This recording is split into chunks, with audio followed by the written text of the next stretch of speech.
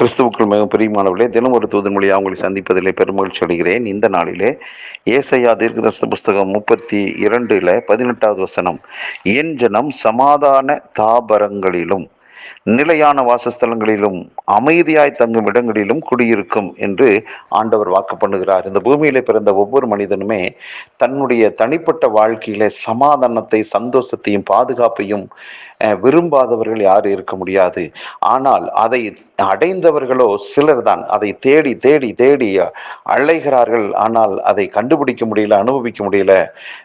ஆண்டவர் அதை அவர் கையில வச்சிருக்கிறாரு. அதை அவர் அவருடைய பிள்ளைகளுக்கு கொடுக்க ஆயத்தமா இருக்கிறாராம். அன்பானவர்களே, அதை அவருக்கு நமக்கெல்லாம் கொடுக்கறதுக்கு காரணம் என்னன்னா, நம்ம மேல வச்ச அன்பு தான்.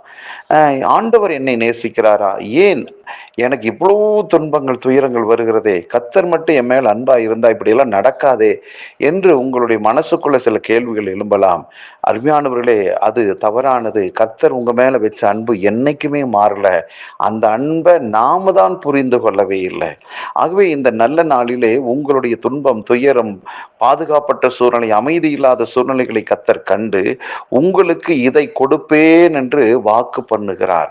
அதற்கு காரணம் அவர் உங்க மேல வச்ச அன்பு. அந்த அன்பு தான் சிலுவையிலே வெளிப்பட்டது. அன்பானவர்களே, நாம் ஆண்டவருடைய பிள்ளைகளாய் இருக்கிறதுக்கு காரணம் அவர் அவருடைய அன்பை வெளிப்படுத்தினதுனால தான். அந்த சிலுவை அன்பு அத்தனை விதமான கொடூரங்களையும் ஏற்றுக்கொண்டது. நமக்கான அந்த பாவங்கள், சாபங்கள் எல்லாம் தண்டனைக்குரியவைகள். இதை அவர் ஏற்றுக்கொண்டு நம்மை விடுவிக்க சிலுவைக்கு சென்றார்.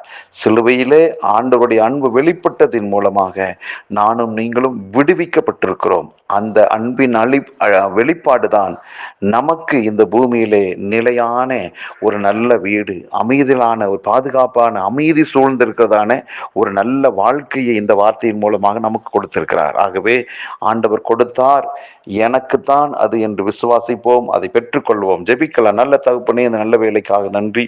உம்முடைய குமாரனாகிய இயேசு கிறிஸ்துவை எங்களுக்காக அனுப்பி, ஆண்டவரே, அவர் சிலுவைக்கு அனுப்பி கர்த்தர் எங்க மேல வச்ச அன்பை வெளிப்படுத்தினீர். நன்றி அப்பா. எங்கள் வாழ்விலே நாங்கள் அமைதி சூழக்கூடிய வீடுகளிலே, பாதுகாப்பான கூடாரங்களிலே, தொல்லையற்ற தங்கும் இடத்திலே தங்குவதற்கு எங்களுக்கு குடியிருக்கிறதுக்கு வாய்ப்பை கொடுத்திருக்கிறீர்.